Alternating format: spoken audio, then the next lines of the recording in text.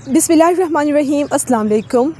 एक Chinese Japanese proverb मशहूर है कि give a man a fish and you feed him for a day, teach a man to fish and you feed him for a life time.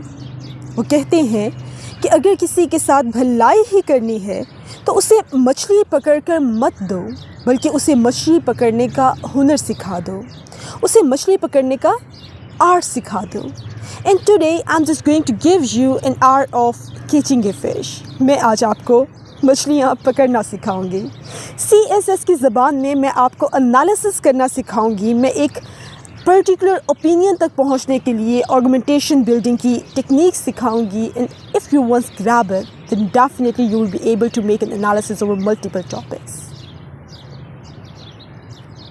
आज की पाकिस्तान की contemporary state को सामने रखते हुए मैंने एक टॉपिक लिया है, दैट इज़ कि क्या पाकिस्तान को इज़राइल को तस्लीम करना चाहिए या तस्लीम नहीं करना चाहिए। शैल पाकिस्तान रिकग्नाइज इज़राइल और not. Guys, just very few days back मैंने एक टॉपिक पर एनालिसिस डेवलप किया था कि क्या 9/11 के बाद पाकिस्तान का अमेरिका का नॉन नेटो इत्तेहादी बनने का फ़ैसला दुरुस्त था या ये एक गलत फ़ैसला था या ये एक ब्लंडर था। मैं आज ये एक्सपेक्ट कर रही हूँ कि आप वो लेक्चर सुन के आए हैं। बेशक आप नहीं सुन कर आए, आपको नेशनल इंटरेस्ट का पता है, आपको एलिमेंट्स ऑफ नेशनल इंटरेस्ट का बहुत अच्छे से पता है, आपको फ्री विल का पता है, आपको कंपल्सिव चॉइस का पता है, और एक फॉरेन पॉलिसी की जितने इम्पॉर्टेंट डिटर्मिनेंट्स होते हैं आपको उन सब का बहुत अच्छे से पता है। Okay then let's just begin the lecture कि क्या पाकिस्तान को इज़राइल को तस्लीम करना चाहिए या तस्लीम नहीं करना चाहिए। मैं एक टेक्निक अप्लाई कर रही हूँ and that is known as Y analysis. मैं क्या करूँगी, मैं एक सवाल पॉप करूँगी, मैं उसका जवाब दूँगी, मैं उस जवाब से एक और सवाल क्रिएट करूँगी, मैं ख़ुद को उसका जवाब दूँगी और उस जवाब से मैं एक और सवाल जनरेट करूँगी और मैं ख़ुद को उसका जवाब दूँगी। और ये प्रैक्टिस मैं अप टू 4 to 5 क्वेश्चंस तक रिपीट करूँगी, यहाँ तक कि मैं एक एनालिसिस, एक पर्टिकुलर ओपिनियन तक पहुँच जाऊँ। मिसाल के तौर पर हम एक एलिमेंट ऑफ नेशनल इंटरेस्ट उठाते हैं, दैट इज़ मिलिट्री कैपेबिलिटीज़। मेरा सवाल है मेरे बहनों और भाइयों, मेरा सवाल है कि क्या पाकिस्तान की स्ट्रेटेजिक डेप्थ ज़्यादा बड़ी है या इज़राइल की। क्या पाकिस्तान की मिलिट्री कैपेबिलिटीज़ ज़्यादा बड़ी या इज़राइल की। तो in terms of human resource potential Pakistan की मिलिट्री कैपेबिलिटीज़ ज़्यादा बड़ी हैं, but in terms of technology Israel की मिलिट्री कैपेबिलिटीज़ कहीं ज़्यादा बड़ी हैं। तो मेरे बहनों और भाइयों, इज़राइल को रिकग्नाइज़ करके हमें मिलिट्री कैपेबिलिटीज़ की मद में कोई फ़ायदा मिल सकता है।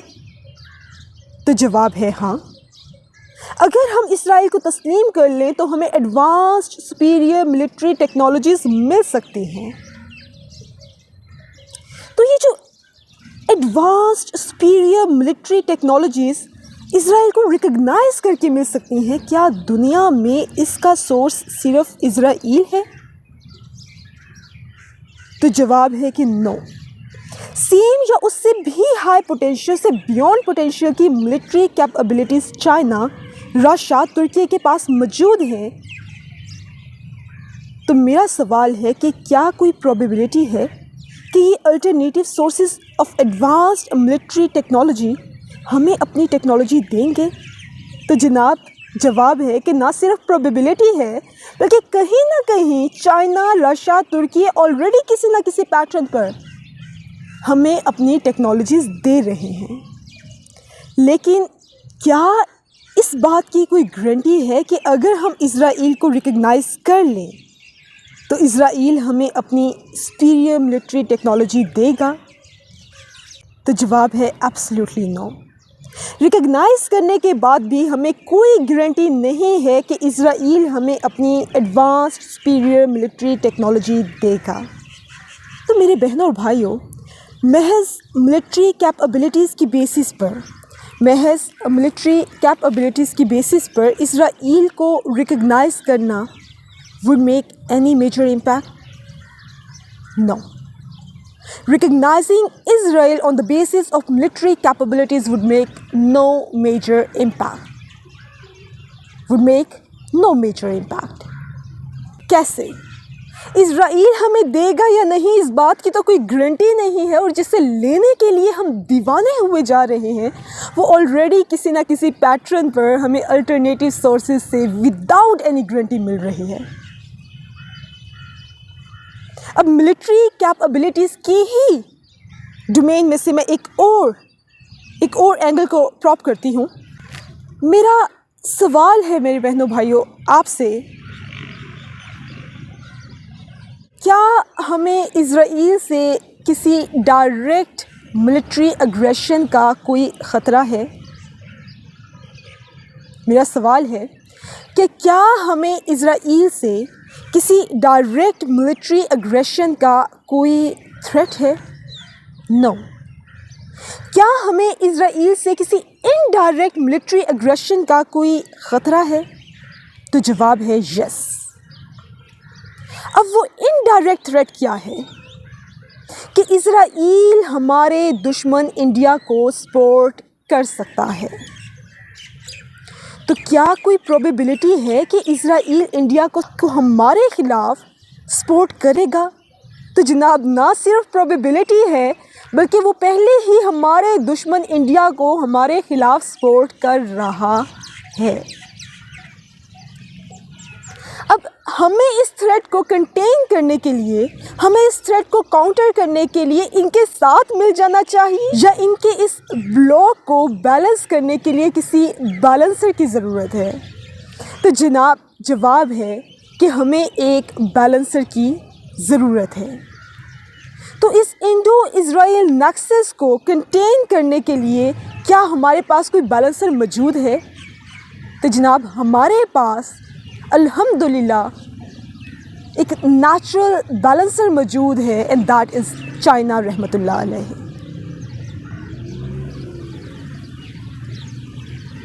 ملٹری کیپبلٹیز اسرائیل ہمیں دے گا یا نہیں اس بات کی کوئی گارنٹی نہیں ہے، اور اس پوٹینشیل یا اس سے بیونڈ پوٹینشیل کی ملٹری کیپبلٹیز ہمیں آلریڈی الٹرنیٹیو سورسز سے مل رہی ہیں۔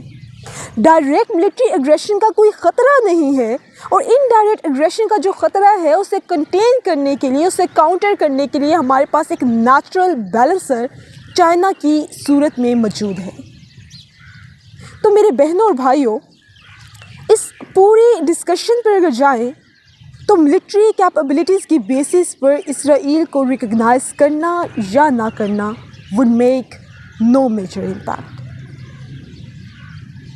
It would make no major impact.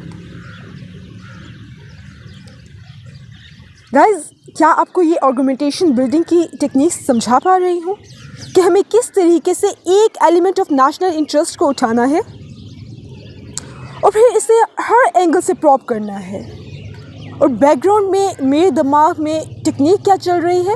Y analysis. اب ہم ایک مزید ایلیمنٹ آف نیشنل انٹرسٹ کو اٹھاتے ہیں اور اس پہ آرگومنٹس بلڈ اپ کرنے کی کوشش کرتے ہیں، definitely after that you will become able to grab this technique.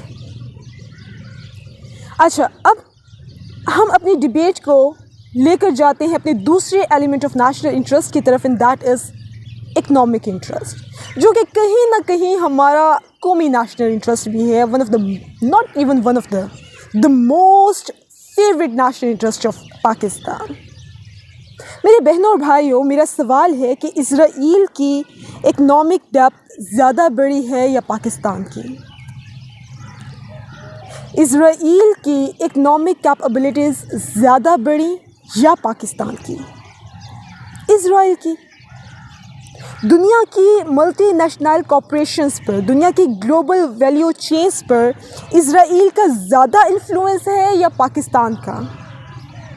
دنیا کی انٹرنیشنل فائنینشیل انسٹیٹیوشنز پر اسرائیل کا زیادہ انفلوئنس ہے یا پاکستان کا؟ اسرائیل کا۔ تو کیا اگر ہم اسرائیل کو ریکگنائز کر لیں تو ہمارے انٹرنیشنل فائنینشیل انسٹیٹیوشنز کے ساتھ ٹائز اسٹرانگ ہو سکتے ہیں. اگر ہم اسرائیل کو ریکگنائز کر لیں تو ہمارے انٹرنیشنل فائنینشیل انسٹیٹیوشنز کے ساتھ انگیجمنٹ بیٹر ہو سکتی ہے. بالکل ہو سکتی ہے. کیا ملک میں انویسٹمنٹ آ سکتی ہے؟ جی بالکل آ سکتی ہے. کیا اس کی مد میں ہمیں کوئی لونز مل سکتے ہیں؟ ہمیں کوئی ایڈ مل سکتی ہے؟ بالکل مل سکتی ہے. تو جناب جتنے ہم شدید غریب ہیں ہمیں تو فوراً سے پہلے اسرائیل کو تسلیم کر لینا چاہیے. ایسا ہی ہے. میں نے کیا کہا کہ جتنے ہم شدید غریب ہیں ہمیں تو فوراً سے پہلے اسرائیل کو تسلیم کر لینا چاہیے. لیکن میرے بہنوں اور بھائیوں، میرا آپ سے ایک سوال ہے کہ اس وقت دنیا کا ورلڈ آرڈر کیا ہے؟ یونیپولر یا bipolar? Of course bipolar. اس وقت دنیا میں اکنامک سینٹرز کتنے ہیں؟ اکنامک پولز کتنے؟ آف کورس 2 اکنامک پولز ہیں، یو ایس اینڈ چائنا. میرا سوال ہے کہ اس وقت پاکستان کی grand long term economic strategy کیا ہے؟ اس وقت پاکستان کی grand long term economic strategy کیا ہے؟ اکنامک پالیسی کیا ہے؟ سی پیک دی بکل آف BRI. میرا سوال ہے کہ BRI سی پیک کس اکنامک سینٹر کے ساتھ الائنڈ پالیسی ہے؟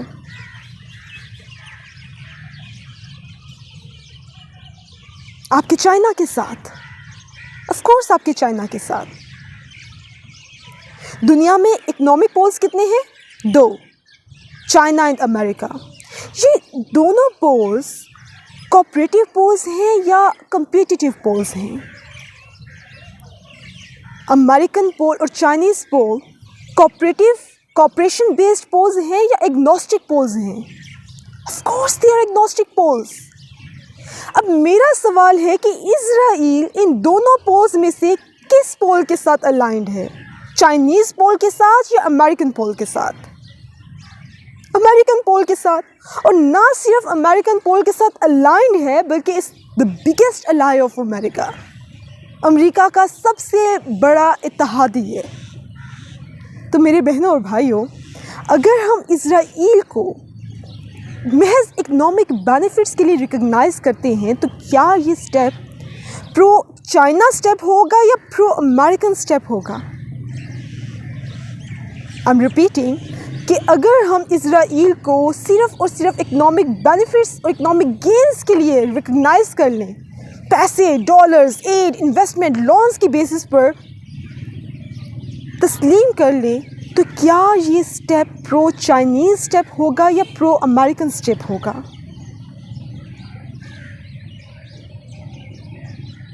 Of course pro American step ہوگا. تو کیا یہ سٹیپ ہماری لانگ ٹرم اکنامک اسٹریٹجی، ہماری گرینڈ اکنامک پالیسی سی پیک کے ساتھ کانفلکٹ کرے گا یا اس سے لائن کرے گا؟ آف کورس بری طرح سے کانفلکٹ کرے گا. بری طرح سے کانفلکٹ کرے گا. کیا میں سمجھا پا رہی ہوں کہ کس طریقے سے ہمیں ایک ایلیمنٹ آف نیشنل انٹرسٹ کو اٹھانا ہے اور پھر ہر پاسبل ڈائمینشن پر جا کر ہر پاسبل اینگل سے اسے پراپ کرنے کی کوشش کرنی ہے اور پھر ایک ڈیسیژن تک پہنچنا ہے کہ کیا ہمیں اسرائیل کو ریکگنائز کرنا ہے یا ریکگنائز نہیں کرنا. So this was why analysis. Are you getting the point, no? Okay, now then let's come towards our next element of national interest, and that is social structure. That is social structure. ہمارا why analysis یہاں تک complete ہوا. اب میں آپ کو چھوٹے چھوٹے سے 2 کنسیپٹس کلیئر کرواؤں گی اینڈ آئی ہوپ کہ اس وقت ہماری 90% زینوفائل عوام کو اس کی بہت ضرورت ہے. Believe you me, it's just beyond their control to exchange their blood with that of an Englishman. It's just beyond their control. بہرحال میرا آپ سے ایک سوال ہے کہ پاکستان کا سوشل سٹرکچر کنزرویٹیو ہے یا لبرل ہے؟ سوچیں میں نے کیا کہا ہے کہ پاکستان کا سوشل سٹرکچر، پاکستان کی سوشل بیس کنزرویٹسٹ ہے یا لبرل ہے؟ تو جناب، بے شک میں اس وقت لائیو آپ سے بات نہیں کر رہی ہوں، لیکن اتنا تو مجھے بہت اچھے سے اندازہ ہے کہ کنزرویٹسٹ نام سنتے ہی آپ کے ذہن میں فوراً سے بڑی بڑی داڑھی، برقع، حجاب، جلباب، کچھ اس طرح کی امیج آپ کے ذہن میں بنی ہوں گی، اور لبرل لفظ سنتے ہی آپ کے ذہن میں پھٹی جینز، گلے میں دوپٹہ، اورنج بال، کچھ اس طرح کا اسکیچ پراپ کیا ہوگا۔ سر، آپ میں سے کتنے لوگ ماڈرنزم کو لبرلزم سمجھتے ہیں؟ آلموسٹ سارے۔ انفارچونیٹلی ہماری سوسائٹی میں ماڈرنٹی کو لبرل کنسیڈر کیا جاتا ہے، اور جو ٹریڈیشنلسٹ ہو، جو ٹریڈیشن پہ چل رہا ہو، وہ بیچارہ رہا غریب، ان پڑھ، جاہل، کنزرویٹیو۔ تو میرے بہنوں اور بھائیوں، مہربانی آج اپنے یہ دو کنسیپٹس پلیز ٹھیک کر لیجیے۔ اب لبرلزم کا کیا مطلب ہے؟ میرے بہنوں اور بھائیوں، لبرلزم کا مطلب ہے پلورلزم، لبرلزم کا مطلب ہے ڈائیورسفائڈ سوسائٹی، لبرلزم کا مطلب ہے letting people do whatever they want to do, liberalism کا مطلب ہے freedom in thought process, freedom in mindsets. تو لبرلزم کا گریٹر ایجنڈا پر پرسپیکٹو کیا رہا؟ آپ لوگوں کو چوائسیز دیں، پلورلسٹک سوسائٹی ہو، مونسٹک سوسائٹی نہ ہو، ایکسیپٹنس ہو، اکوموڈیشن آف ڈفرینٹ تھاٹس ہو، ڈائیورسٹی ایگزسٹ کرتی ہو۔ ان شارٹ، آپ لوگوں کو ان کی لائف چوائسیز میں فریڈم دیں۔ اور اس کے بالکل اپوزٹ کنسیپٹ کیا ہوگا؟ اس کے بالکل اپوزٹ مائنڈ سیٹ کیا ہے؟ کنزرویٹزم۔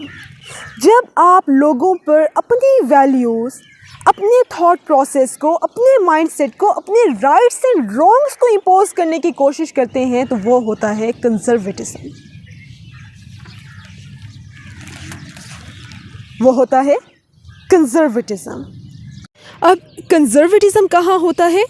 جہاں پلورلسٹک سوسائٹی نہ ہو بلکہ مونسٹک سوسائٹی ہو، جہاں پر ایکسیپٹنس نہ ہو بلکہ انفورسمنٹ ہو، جہاں پر آزادی اور فریڈم نہ ہو بلکہ کمپلشن ہو، جہاں پہ پروگریشن نہ ہو بلکہ کنفائنمنٹ ہو، اور آپ لوگوں کو بیونڈ لمٹ سوچنے، سمجھنے، کرنے کی اجازت اور آزادی نہ دیں، تو ایسی سوسائٹی کو کہتے ہیں کنزرویٹو سوسائٹی، اور ایسے مائنڈ سیٹ کو کہتے ہیں کنزرویٹسٹ مائنڈ سیٹ۔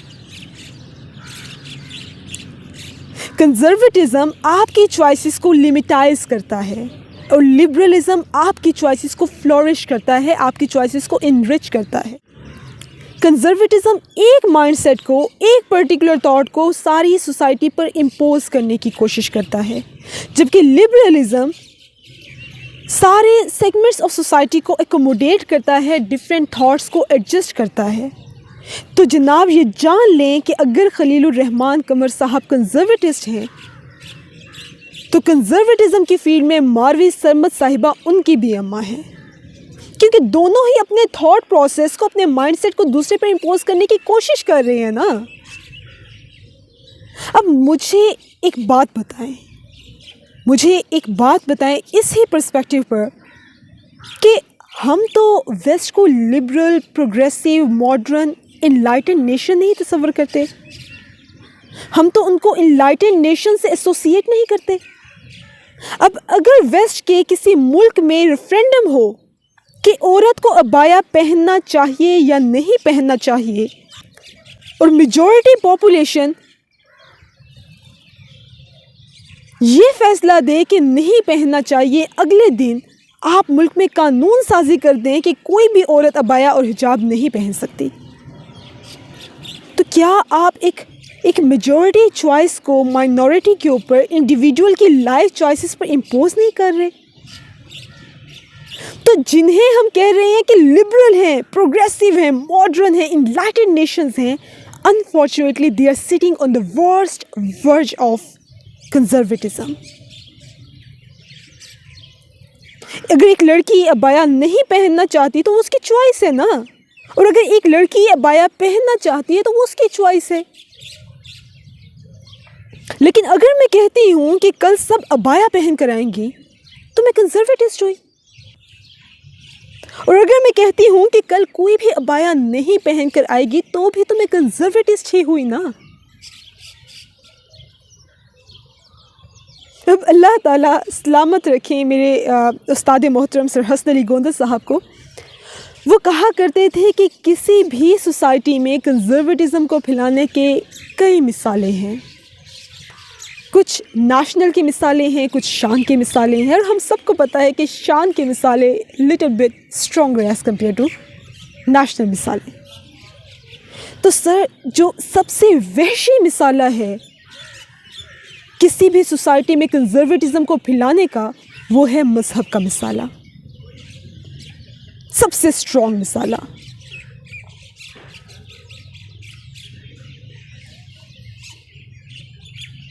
اب میرا سوال ہے کہ فلسطینین کاز کو، اسرائیلی کاز کو ہم نے اپنی سوسائٹی میں ایز اے لبرل چوائس کے طور پر اسٹیبلش کیا ہے، یا as a religious conservative social agenda کی بیس پر اس کو ہم نے انٹروڈیوس کروایا ہے اپنی پاکستانی سوسائٹی میں؟ ہم نے اس کو as a religious conservative social agenda he introduce کروایا ہے نا، اس کو as a religious conservative social agenda establish کروایا اپنی سوسائٹی میں 75 سال سے. بیت المقدس، مسجد اقصیٰ، قبلہ اول. تو اب اگر پاکستان اچانک سے اسرائیل کو ریکگنائز کرے تو کیا ایسا کوئی بھی ڈیسیژن ہماری عوام کو قابل قبول ہوگا؟ تو جناب ہماری سوسائٹی کی سوشل کنزرویٹسٹ بیس اس طرح کے کسی بھی ڈیسیژن کو ایکسیپٹ نہیں کرے گی. فلسطینین کاز کے ساتھ ہماری ریلیجیس کنزرویٹسٹ ایسوسیشنز ایک ایسا ڈسیبلر ہوگا، اس کا ایک ایسا ریئیکشن آئے گا کہ کوئی بھی گورنمنٹ، کوئی بھی اسٹیٹ اس کو گریٹر لیول پر ایبزارب نہیں کر سکے گی.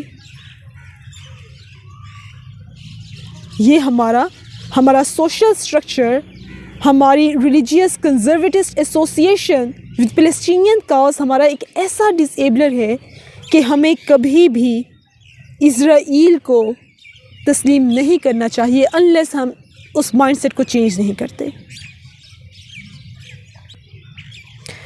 اب میں آپ کو ایک چھوٹا سا کلپ دکھاتی ہوں کہ why I have decided to talk over this topic. Imran Khan sahib کو یہ کہا گیا کہ آپ اسرائیل کو انگیج کریں. یہ 2019 کی بات ہے. اس کی وجہ کیا تھی؟ وجہ یہ تھی کہ باجوہ صاحب کا خیال تھا کہ جو فروری 2019 میں پاکستان اور انڈیا کے درمیان ایک جنگ کی صورتحال پیدا ہوئی اور ایک ٹینشن پیدا ہوئی، تو اس میں اسرائیل جو ہے وہ انڈیا کے ساتھ، بہت سے عرب کنٹریز نے اسرائیل کو تسلیم کر لیا ہے. ہم تسلیم نہیں کرتے، تو پاکستان میں اس پہ ڈیبیٹ ہونی چاہیے اور اسرائیل کو انگیج کرنے کی ضرورت ہے. لیکن عمران خان صاحب پہ کچھ زیادہ ہی دباؤ تھا کہ آپ اسرائیل کو انگیج کریں. اور ایک میٹنگ تھی پرائم منسٹر سیکریٹریٹ میں، اور اس میں بھی موجود تھا اور بھی کچھ لوگ موجود تھے. وہاں پہ عمران خان صاحب کو یہ مشورہ دیا گیا کہ آپ اسرائیل کو انگیج کریں. میں نے عمران خان صاحب سے کہا تھا کہ یہ قائد اعظم کا پاکستان ہے، اور قائد اعظم کے پاکستان میں اسرائیل کے بارے میں وہی پالیسی چلنی چاہیے جو کہ قائد اعظم کی پالیسی تھی. اور خان صاحب نے میرے سے اتفاق. Without having a further debate on this topic, I just want to end it over a beautiful share, and that is: ستمگر ہنر آزمائے، ستمگر ہنر آزمائے، تو تیر آزما ہم جگر آزمائے. ہم عوام ہیں، ہم 75 سال سے اپنا جگر آزما رہے ہیں، اور پھر ان پر ہوتا وہی ہے جو نہیں ہونا چاہیے، جو کشمیر کے ساتھ ہوا ہے. انفارچونیٹلی جو فلسطین کے ساتھ بھی ہوتا ہوا نظر آ رہا ہے. بہرحال just stay blessed and please try to remember me and my parents into your prayers. Thank you so much and Allah Hafiz.